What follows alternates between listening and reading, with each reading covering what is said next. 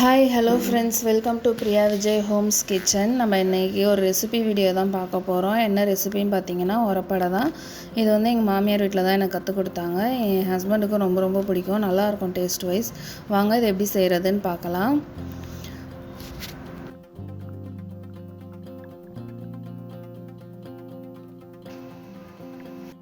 தோரம்பருப்பு 200 கிராமு, ஒரு 10 காஞ்ச மிளகா எல்லாத்தையும் சேர்த்து நைட்டே ஊற வச்சுட்டேன்.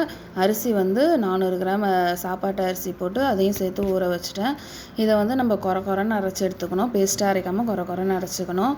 இதுக்கு வந்து கூட சேர்த்துக்கிறதுக்கு வந்து வெங்காயம் ஒரு 4 வெங்காயம் பொடியாக கட் பண்ணிக்கலாம். அது கூட தேங்காயும் துருவி எடுத்து வச்சுக்கலாம். நம்ம இந்த ஒரப்படை வந்து நீங்கள் ஒரு முறை செஞ்சு பார்த்தீங்கன்னா அடிக்கடி செஞ்சு பார்ப்பீங்க. அந்த மாதிரி டேஸ்ட்டு நல்லாயிருக்கும். நம்ம எல்லாத்தையும் கட் பண்ணிவிட்டு தேங்காயும் துருவி எடுத்துக்கலாம்.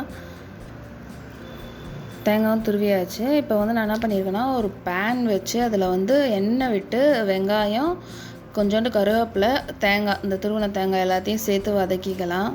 வேறு எதுவும் சேர்க்க போகிறது கிடையாது. இந்த வெங்காயத்துக்கு தேவையான உப்பு மட்டும் சேர்த்துக்கலாம். மாவுக்கு வந்து நான் ஃபஸ்ட்டே சேர்த்துட்டேன். அதுக்கப்புறம் இந்த வதக்கினது ஆறுனதுக்கப்புறமா இதில் சேர்த்துக்கலாம். சேர்த்துட்டு கலந்து விட்டுக்கிட்டு ஒரு 10 நிமிஷம் ஊற வச்சா போதும். புளிக்கக்கூடாது இந்த ஒரப்படைக்கு மாவு. அதுக்கப்புறம் அந்த மாவை கலந்து விட்டுக்கிட்டு நம்ம அது தண்ணியாக இருக்கக்கூடாது, கொஞ்சம் கெட்டியமாக இருந்தால் தான் நல்லாயிருக்கும். அதை வந்து தோசைக்கல்லில் போட்டு கையில் தண்ணி தொட்டுட்டு அதை வந்து ஸ்ப்ரெட் பண்ணி விடுறேன். கரண்டியில் பண்ணால் ஆனால் கொஞ்சம் செதறின மாதிரி வரும், அதனால் நான் கையில் தண்ணி தொட்டுக்கிட்டு பண்ணுறேன். இதுக்கு மட்டும் நம்ம எப்போவும் நார்மல் தோசைக்கு ஊற்றுற எண்ணெயை விட கூட கொஞ்சம் எண்ணெய் அதிகமாக தான் தேவைப்படும். நடுவில் அந்த மாதிரி ஒரு ஓட்டை போட்டுட்டு நடுவில் எண்ணெய் விட்டோன்னா கொஞ்சம் நல்லா கிறிஸ்பியாக நல்லாயிருக்கும். ஒரு சைடு வெந்ததுக்கப்புறம் இன்னொரு சைடு நம்ம இப்போ திருப்பி போட்டுக்கலாம்.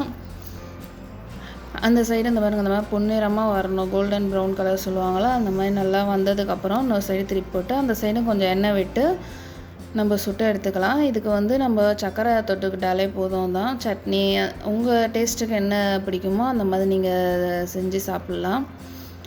இது ஆனால் டேஸ்ட்டு ரொம்ப ரொம்ப நல்லாயிருக்கும். இதை நீங்கள் உங்கள் வீட்டில் ட்ரை பண்ணி பார்த்துட்டு சொல்லுங்கள் எப்படி இருந்துச்சுன்ட்டு இந்த ஒரப்படை ரெசிபி. தேங்க்யூ ஃபார் வாட்சிங்.